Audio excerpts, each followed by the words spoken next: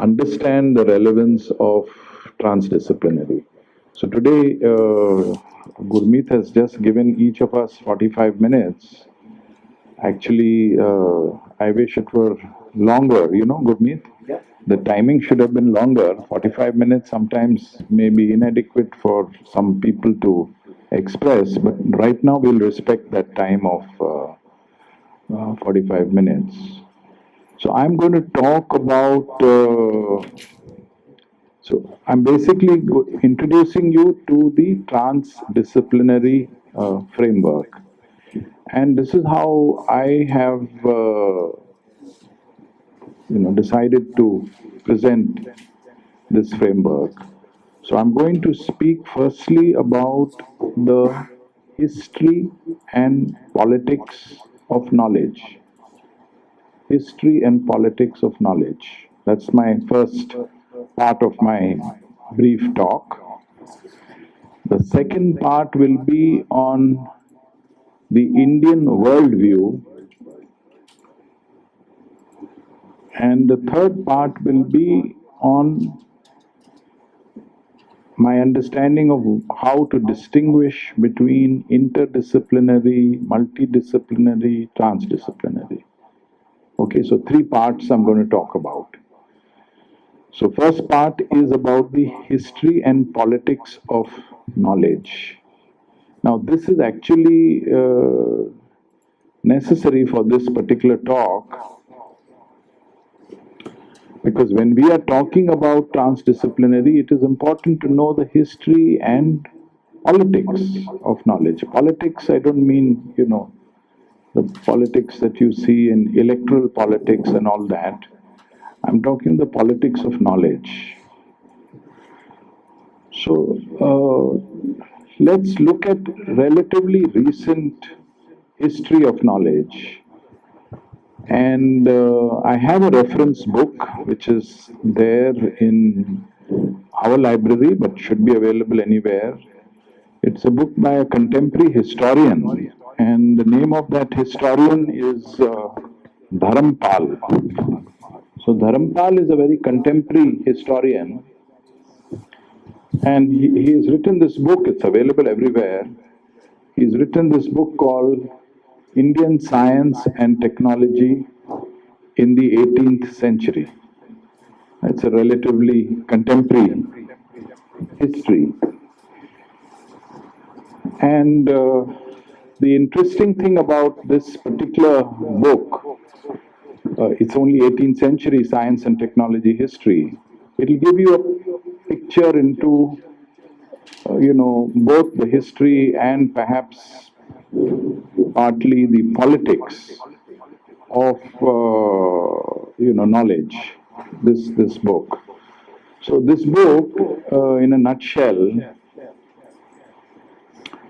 it has many sections, many chapters, short chapters.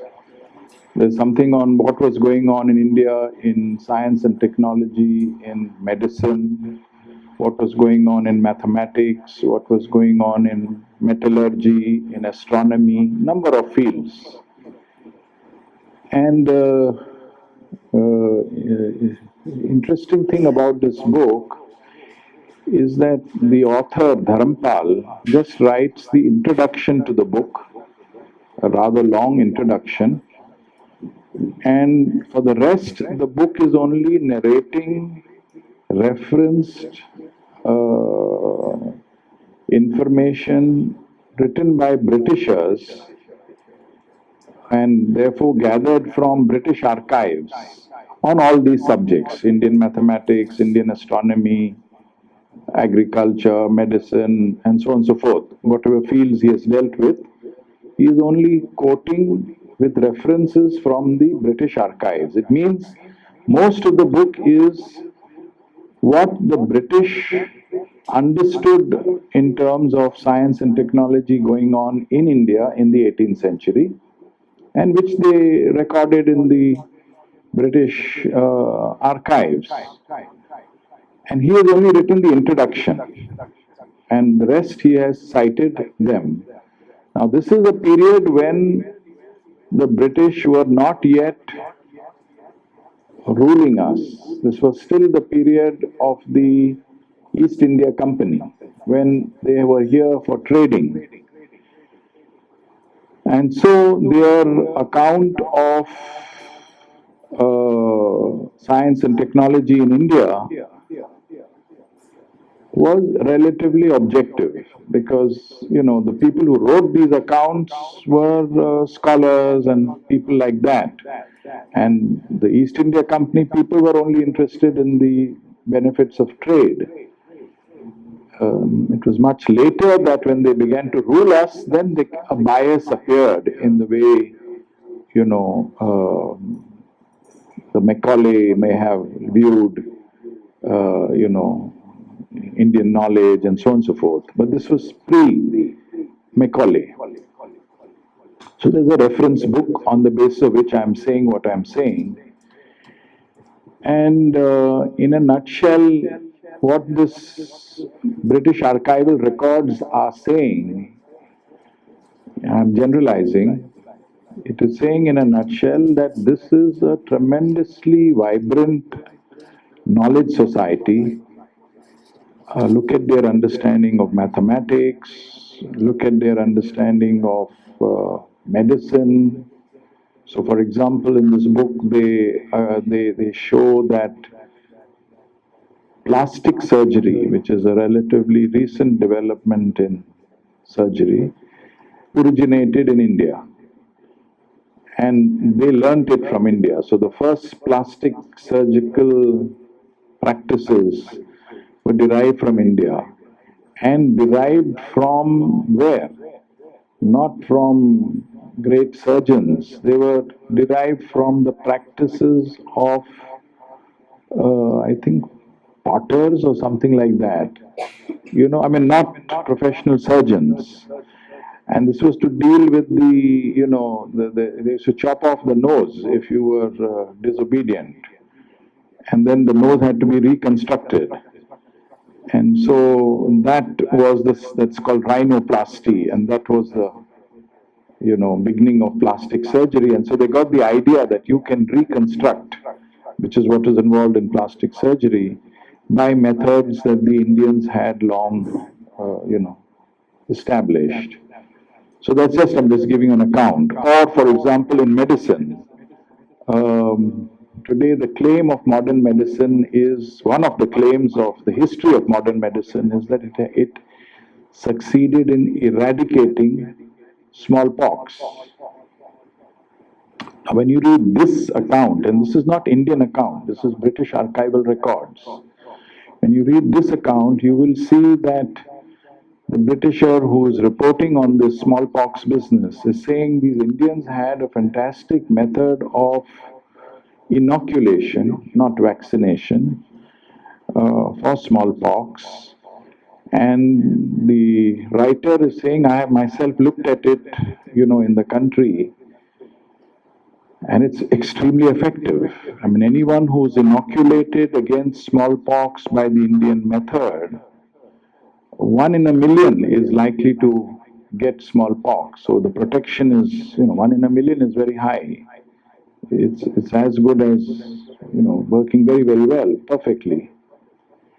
This is 1756 or something like that. You are reading in the British archival records. And then the history tells us that around 1805, when Jenner, discovered the vaccine method, then notices were sent to all the areas, cantonments in India and so on and so forth, saying don't trust the traditional inoculation method, it's hopeless. If anyone tries to use that to protect the population from smallpox, 1 in 75 will get smallpox, means it's not effective. So the whole story changes 50 years later because they want to introduce Jenner's approach of vaccination. So you can see all these, this is politics of medicine. These are the biases that come into a situation. So this is something about the history and politics of medicine. Similarly, you can read accounts of Indian mathematics, And the question still begs attention: is Indian mathematical tradition of any contemporary relevance? From the practice of mathematics, we would say no, because you don't teach Indian mathematics anymore. You don't teach it in the schools, you don't teach it in the colleges, you don't teach in universities. Is Indian logic of contemporary relevance? Is there something called Indian logic? Is anyone aware? Is there anything? What is the logic that you use in science? Please tell me, somebody, if anyone knows. What logic do you use in modern science? Anyone has an idea? Please say. No?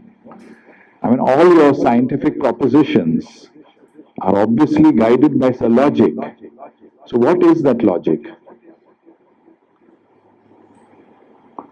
Okay, so modern science logic is based on the logical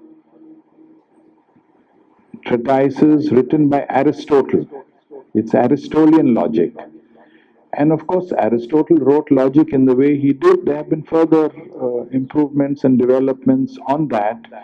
But the school of logic is still the Aristotelian logic. Indian logic, you may have lectures on that, I don't know, later in this course, is based on a subject called Nyaya. Nyaya is Indian logic. Nyaya Vaisheshika. Vaisheshika is another school of logic. So it's based on Nyaya, Nyaya Vaisheshika. And those who have studied, both these logics, schools of logic, believe that the Indian logic in many ways is far more sophisticated than Western logic. But then why is it not taught to people, in schools, universities? Why don't scientists use this logic? So I just leave those as questions, saying, so I'm just telling you about the history and politics of knowledge. So since 45 minutes is there, I can't dwell on any subject at length. I'm just making the point to you that there is a politics of knowledge. It's not that, knowledge is whatever you are, the way you are studying. How many people are studying biology? So quite a few. Quite a few people are studying biology. Now, the way in which you are studying biology, if you were under an impression that this is the only way to study life, then based on what I am saying, I must tell you that no, it's not the only way of studying about life processes. It's not the only way. The molecular approach, the understanding of cells is certainly a way, and you all know it is a way. It's a very interesting way, but it's not the only way. There are many other ways in which you can study about life processes. Why then is one way preferred over the other? If you go by the, to my mind, uninformed view, that the so-called modern way is the only way or the best way and every other way was primitive, I challenge that. I challenge that, meaning, I'm not personally saying I challenge that, but if you look into different ways that there are of knowing, you will see that they are quite substantial. So, just to give you an example, so based on modern biology, you have biomedicine, right? Now, if biomedicine was the only way to manage and treat health conditions, why would you have, other systems of medicine also, being around? So if you cross the road and go to the other side of this campus itself, we have a hospital of the university which does not work with biomedicine. It works with Ayurveda. Does it work? Go and have a look. I mean, 40,000 people come. They're not being asked to come. They come because they want to come. They come because they seek relief. Probably a lot of them get relief because the numbers keep increasing year after year. So there are many ways in which you can deal with the subject. So I hope that my message has gone across. You can read up literature. I'm only referring you to one book, which is Dharampal on History of Science and Technology, 18th century, which tells you there was a vibrant science and technology in mathematics, in metallurgy, in astronomy, in medicine, in agriculture, etc., etc. And then all this got eclipsed, perhaps due to the politics of knowledge. It is politics of knowledge that makes choices. You should be aware of this. It's not, I mean, how did, for example, and I close this part of my talk, how did modern medicine come into India? Or why does Ayurveda not today go to the US or Europe? The Europeans say, prove it. Their FDA says, we want evidence that everything works, whether it is drugs, whether it is therapies, whether it is, How did modern medicine come into India, or for that matter, into all over the world, in Africa, South America? How did it come? In those days, they were ruling us. There was no Indian FDA which said, if you want to bring modern medicine, prove it. It came in through a political route. They said, it's ours, bring it in. And they were very strategic in that they made it obligatory for a medical licensed practitioner. First preference is if you do an MBBS or modern medicine. They introduced it. So through the education route and through the recruitment route, if you want to get a job, you better be an MBBS. That's the history. It didn't come through the FDA route. Today, if I want to teach Ayurveda in the United States, I have to prove, 1,000 things. And that's another matter, that the way in which they want us to prove those 1,000 things might not really suit the logic and the design of our knowledge systems. Now, what do I mean by this? I probably have to give another example. So recently there was a paper, I can cite the paper, I can give you references to this paper. It is published in the Annals of Rheumatology. The Annals of Rheumatology is a very high impact journal, Annals of Rheumatology. And this was a paper recently published 4, 5, 6 years ago, where rheumatologists from the University of Berkeley, University of, is that Berkeley? University of California, Berkeley. So a two-arm study. One arm was managed of patients with rheumatoid arthritis. One arm was managed by the standard way in which modern medicine handles rheumatoid arthritis. The other arm was managed by Ayurveda. In the modern arm, there was a standard drug that was used. In the Ayurvedic arm, what was used was not a drug. What was used was an algorithm, a logic of treatment.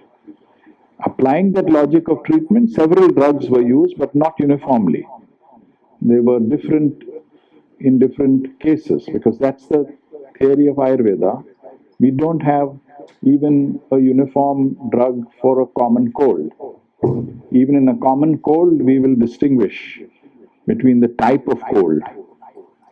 So the whole treatment of Ayurveda is algorithm based.